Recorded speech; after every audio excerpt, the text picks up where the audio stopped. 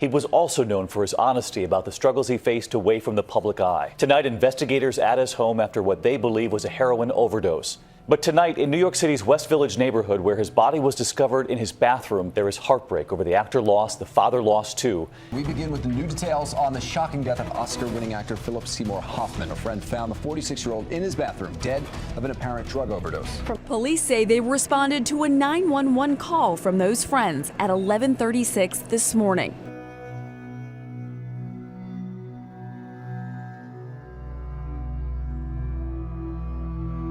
On February 2nd, 2014, the quiet morning of a winter-chilled New York Sunday carried a silence far heavier than the weather. Paramedics climbed the narrow staircase of a modest West Village apartment after a friend reported something strange, something worrying, something that felt wrong in the air. Inside the bathroom of that apartment lay the still body of one of the greatest actors of modern cinema, a man whose performances lived with such haunting intensity that they seemed too big for the fragile vessel of his own life. His arm still had the marks of a relapse he had once promised would never return.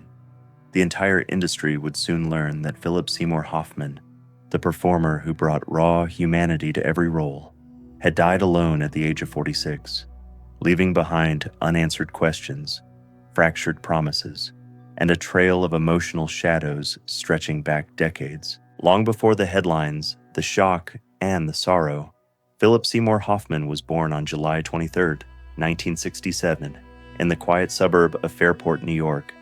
His childhood appeared simple from the outside, but the roots of later storms were already forming.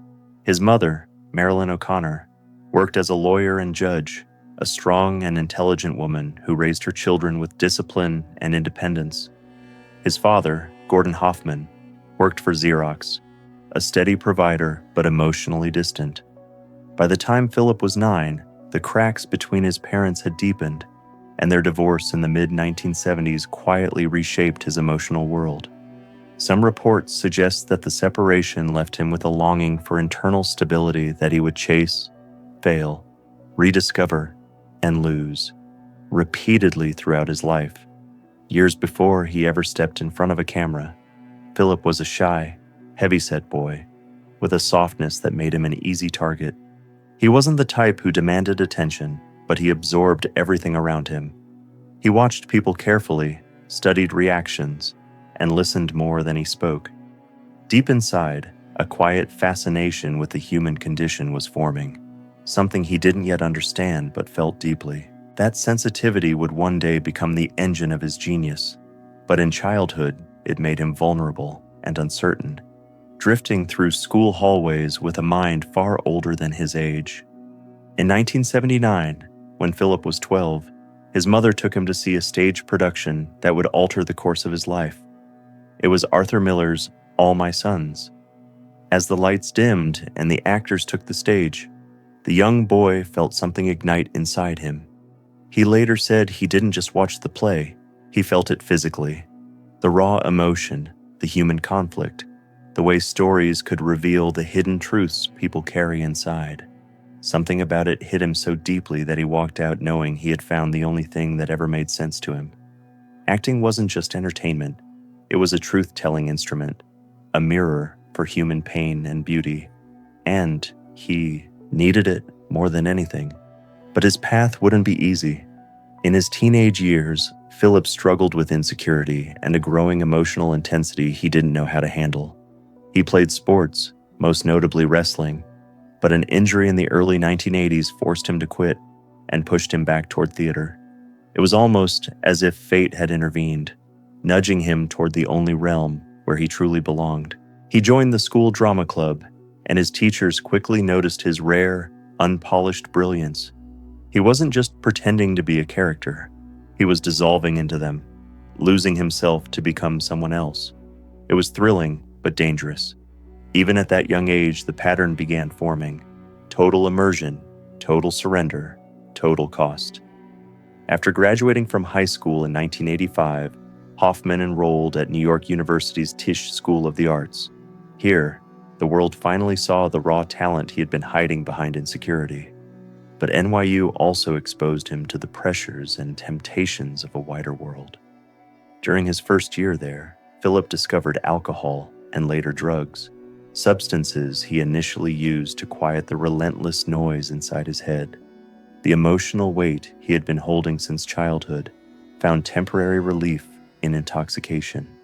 But what began as a coping mechanism soon became an escape, and then a dependency. He admitted later that by the end of the 1980s, addiction had almost swallowed him whole. Yet even through the haze, his talent was undeniable. He graduated from NYU in 1989, though he barely made it through because of his addictions. His instructors knew he was gifted, but few understood just how close he had come to throwing it all away. Around this time, Philip made a decision that saved his life. Realizing that he had gone too far, he entered rehab at age 22. He stayed clean for many years afterward, building a foundation strong enough to carry his emerging career, but fragile enough that the cracks never fully disappeared. His first small roles came in the early 1990s, a few seconds in triple bogey, on a par 5 hole in 1991, a bit part in Scent of a Woman in 1992, where he played an arrogant prep school student opposite Al Pacino. Even in that limited screen time, something about his presence was magnetic. He wasn't conventionally handsome. He wasn't charismatic in the traditional Hollywood sense. But he had this grounded, human intensity that made him unforgettable. Casting directors began to whisper his name. A new kind of actor had arrived. Throughout the 1990s, Hoffman built a career of quiet but powerful performances.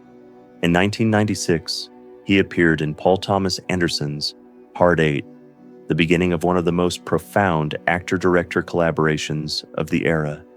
Anderson saw something in him that Hollywood had overlooked, a man capable of breaking the screen open with authenticity alone. No glamour, no vanity, just pure, unfiltered truth. Boogie Nights in 1997 brought him wider recognition, playing a timid boom operator with heartbreaking vulnerability. Audiences didn't know what to make of him at first. He was awkward, emotionally exposed, painfully real. But that was the point. He made viewers uneasy because he forced them to see the parts of themselves they preferred to hide. As the late 1990s gave way to the early 2000s, Hoffman's career exploded. The talented Mr. Ripley in 1999 showcased his ability to steal scenes with minimal effort. Almost Famous in 2000 elevated his status as a performer who could turn small roles into unforgettable moments. And in 2005, he reached the pinnacle of his career with Capote, a role that required a complete transformation. He didn't just imitate Truman Capote, he dismantled himself and rebuilt his entire being into Capote's voice, posture, psychology, loneliness, and brilliance. The performance won him the Academy Award for Best Actor on March 5, 2006, solidifying his place among the greatest actors of his generation. But with greater praise came heavier burdens. Fame intensified his old insecurities. The pressure to remain extraordinary in every performance created a psychological weight few could carry. Some reports suggest that despite his acclaim, Philip still felt unworthy, felt the shadows of childhood loneliness, felt the pull of the substances he once escaped. The cracks in his emotional foundation began widening again. His long-term relationship with Mimi O'Donnell, which began in 1999 and lasted until 2013, became the anchor of his adult life. They had 3 children together, and for a time, stability returned. But even love could not silence every inner storm. As years passed, his addiction remained asleep, but never dead. The relapse came quietly, gradually, secretly, and then disastrously. I will continue the next part with his relapse, final decline, the last months of his life, and the full emotional collapse leading to 2014. As Philip Seymour Hoffman entered the second decade of the 2000s, his life looked stable from the outside. He maintained a celebrated career, one that consistently delivered powerful and emotionally layered performances. His relationship with Mimi O'Donnell held steady. His 3 children filled his home with a tenderness he had spent years searching for. He worked steadily in theater, film, and even directing. But beneath that veneer of calm, a quiet battle intensified in the depths of his mind, a struggle no amount of applause could silence. For more than 2 decades, Philip remained clean, resisting the pull of old habits with discipline and honesty. But somewhere around 2012, something shifted. Some reports suggest he first slipped during the stress of balancing stage work and film commitments, while trying to maintain the emotional demands of fatherhood. Others believe it began with pain medication after a minor injury, which slowly grew into a hunger he could no longer control. Addiction, once dormant, awakened with a force he had underestimated. By mid-2013, people close to him noticed changes. He appeared exhausted. His weight fluctuated. His once laser-sharp focus drifted. In May 2013, he quietly checked into a detox program, admitting he had started using prescription medications and had progressed to heroin. His honesty shocked those who knew how fiercely he had protected his sobriety for years. The relapse wasn't momentary. It was deep, fast, and frightening. He completed the program, but later admitted the battle was nowhere near over. His relationship with Mimi began to crack under the pressure. Years of love couldn't compete with the consuming force of addiction. They separated in 2013, though they remained connected through their children. This separation devastated Philip emotionally. It wasn't dramatic or public, but it cut deeply. Without the stability of his family under the same roof, and without a complete support system surrounding him at all times, the shadows that had haunted him since his youth grew stronger. During these months, Philip continued to work, burying himself in roles that demanded emotional depth. His performance in The Master, released in 2012, showed the world an actor at the peak of his psychological power, but few knew the cost he had paid internally. The lines between character and self grew thinner each year. He explored the darkest corners of human behavior on screen, and sometimes those shadows felt too familiar. He rented a small apartment in the West Village, a quiet space where he could isolate himself when cravings hit or emotions overwhelmed him. Friends frequently checked in, but even those closest to him struggled to understand the scope of his internal war. Addiction doesn't need chaos to grow. Sometimes it grows in silence, behind closed doors, in the spaces people mistake for peace. As 2013 came to an end, his use increased. He attempted to hide it from colleagues, but the signs were too strong. He appeared nervous, distracted, and tired during meetings. Some directors noticed he arrived late or looked emotionally drained. Yet whenever a camera rolled or a stage light warmed his face, he delivered the same magnetic performances that had defined his career. He could always disappear into a role, even when he was losing himself in reality. January 2014 marked the final month of Philip Seymour Hoffman's life. In these last weeks, he was seen purchasing supplies in Manhattan, moving with the sluggish pace of a man caught between wanting to recover and being unable to escape. Friends reached out, offering help, urging him to return to rehab. He took calls, made promises, reassured them he was fine, even when his voice carried the tremor of someone fighting a losing battle. There were moments of clarity, moments where he seemed determined to break free again. He attended a few meetings, spoke honestly, and acknowledged how far he had fallen. But addiction is not an enemy that retreats easily. It hunts, waits, and returns with greater force when its victim is isolated. And Philip, separated from his partner and distanced from his children in daily life, felt more alone than he had in years. The night before his death, he spent time with friends, appearing somewhat upbeat, though his eyes carried a quiet heaviness that no one could fully interpret. He spoke about upcoming projects, hinted at wanting to get better, but nothing in his behavior revealed the tragedy that would unfold the next morning. On February 2nd, 2014, Philip Seymour Hoffman failed to answer calls. Concerned friends visited his West Village apartment. When the door was opened, the truth was immediate and devastating. He had passed away alone, surrounded by the remnants of a relapse he had fought desperately to control. The news spread quickly, hitting Hollywood like a cold shock of grief. An actor who embodied humanity with unmatched vulnerability had succumbed to a battle he had tried to escape for decades. The following days became a storm of mourning. Fellow actors, directors, and collaborators spoke of his brilliance, his sensitivity, his warmth. They described a man whose presence filled rooms with quiet intensity, who approached every role with respect, who carried emotional truth like a second skin. But the grief was not only for the artist, it was for the man, the father, the partner, the friend who had fought private demons in silence. As investigations concluded, the world understood the tragic reality. Philip had been overwhelmed by a combination of substances, a lethal mixture that extinguished one of the brightest talents of his generation. But the true cause of his death went beyond any report. It lived in the long road of emotional wounds, the pressures of fame, the lines between character and self, and the lifelong weight of addiction. Philip Seymour Hoffman's legacy is unlike any other. He did not rely on glamour, perfection, or image. He built a career on truth, raw, uncomfortable, beautiful truth. He chose roles that exposed vulnerability, darkness, and humanity.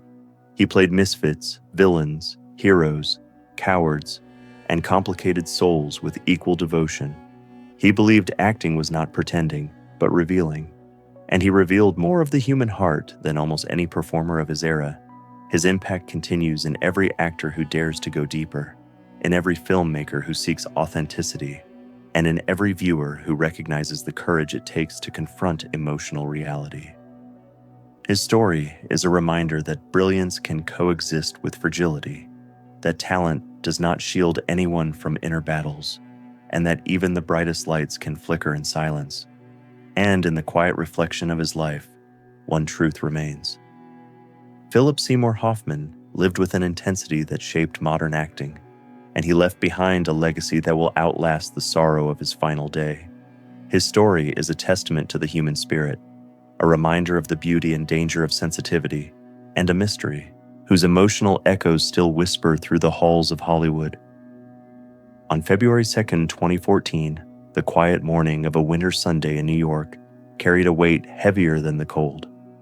Friends and colleagues of Philip Seymour Hoffman, the actor who had transformed the art of performance with his raw emotional intensity, would later recall that the air felt different that day. In a modest West Village apartment, he was discovered lifeless, alone, the remnants of a relapse that he had tried for years to control surrounding him. It was a tragedy that stunned the world and shattered those who had believed his brilliance could survive any storm. Welcome to Starlet Mystery. Philip Seymour Hoffman was born on July 23, 1967, in Fairport, New York. His mother, Marilyn O'Connor, worked as a lawyer and judge, a figure of intelligence and moral discipline, while his father, Gordon Hoffman, held a steady but distant presence as a Xerox executive. Their eventual divorce in the mid-1970s left quiet fissures in Philip's emotional life, planting a longing for stability that he would spend decades seeking. He grew up with 3 siblings in a home that was filled yet often heavy with unspoken tension, a space that fostered both his introspection and the early formation of the intense empathy that would define his acting. From a young age, Philip displayed a deep sensitivity. He observed, absorbed, and quietly studied the people around him. At age 12, a visit to see Arthur Miller's All My Sons ignited a revelation.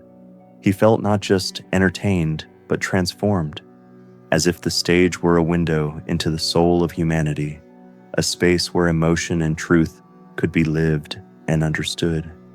Acting became for him a refuge, a place to channel the intensity of feelings he otherwise could not name. During his teenage years, he struggled to reconcile this internal depth with the ordinary pressures of adolescence. Sports offered him structure, but a wrestling injury in the early 1980s ended that path and nudged him further toward theater. He threw himself into school drama, honing the ability to inhabit characters completely, to surrender entirely, to transform pain into performance. By the time he graduated high school in 1985, it was clear that acting was not a hobby, it was a calling. Philip entered New York University's Tisch School of the Arts in 1985, where his natural talent flourished. He was intense, disciplined, and astonishingly precise in his work. Yet, the pressures of the city, the competitive nature of the program, and his own emotional restlessness opened the door to alcohol and drug use. For a period, substances offered relief from inner turmoil, but also marked the beginning of struggles he would wrestle with intermittently for the rest of his life. Despite this, he graduated in 1989 and soon faced the stark realities of a young actor's career: rejection, financial uncertainty, and the endless audition grind. It was during this time that he made the critical decision to enter rehab, beginning a period of sobriety that would last for more than 20 years, before relapse intervened in his final years. The early 1990s brought small but unforgettable screen appearances, from Triple Bogey on a par 5 hole in 1991 to Scent of a Woman in 1992. Though brief, these performances revealed a presence that could dominate the camera without spectacle. Casting directors and colleagues noticed that he brought depth to every moment, no matter how minor. His talent, raw and unpolished, demanded attention. By the mid-1990s, his career began ascending through both film and theater. Collaborations with director Paul Thomas Anderson, beginning with Hard Eight in 1996, and later Boogie Nights in 1997, revealed an actor capable of transforming even minor roles into unforgettable portraits of human vulnerability. Philip was magnetic in portraying characters who were awkward, insecure, flawed, and deeply human. Audiences felt both discomfort and empathy in equal measure, drawn to the honesty he brought to the screen. The late 1990s and early 2000s and solidified his status as one of the most compelling actors of his generation. Roles in The Talented, Mr. Ripley, 1999, and Almost Famous, 2000, highlighted his range, while his continued devotion to theater, particularly with the Labyrinth Theater Company, demonstrated his commitment to artistic exploration beyond the screen. Philip believed that acting was not about vanity or glamour, but about revealing the hidden depths of human emotion, a philosophy he carried into every performance. In 2005, he undertook the role that would define his legacy, Truman Capote in Capote. Immersing himself fully in Capote's voice, mannerisms, psychology, and solitude, he transformed himself in a manner few actors have ever achieved. The performance earned him the Academy Award for Best Actor on March 5, 2006, and placed him at the pinnacle of his profession. Yet this acclaim came with unrelenting pressure. Each subsequent role had to match or surpass this achievement, demanding even greater emotional immersion, often at the expense of his own well-being. Philip's personal life mirrored his professional intensity. His relationship with costume designer Mimi O'Donnell, beginning in 1999, provided stability and love, yielding 3 children and a family life he cherished deeply. Yet even within this refuge, the echoes of his early struggles persisted. Reports suggest that by 2012, stresses from acting, family responsibilities, and unresolved emotional tension led him to relapse, first with alcohol and eventually with drugs. A brief stint in rehab in May 2013 could not prevent the pull of addiction from returning in the months that followed. By early 2014, Philip had isolated himself, renting a small apartment in the West Village. He continued to work and interact with friends, masking the severity of his internal battles. Despite moments of clarity and attempts to regain control, addiction, relentless and patient, reasserted its grip.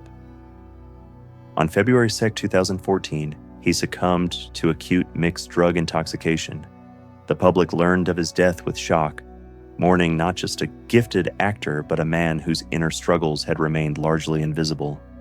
Philip Seymour Hoffman's life and career exemplify the complexities of brilliance intertwined with vulnerability. His performances transformed cinema and theater alike, offering audiences insight into human fragility, loneliness, desire, and desperation. He chose roles that explored moral ambiguity, emotional extremity, and psychological nuance. His work remains a masterclass in empathy, demonstrating the courage required to fully inhabit the human condition. Even in his final days, despite his tragic end, Philip's legacy endures. He is remembered as an actor who refused to simplify, to compromise, or to shield audiences from the truth of human experience. His impact continues to inspire actors, directors, and viewers who recognize the bravery it takes to reveal the deepest truths of the soul. Philip Seymour Hoffman remains a haunting, unforgettable presence in Hollywood history, a testament to talent, sensitivity, and the enigmatic nature of human life.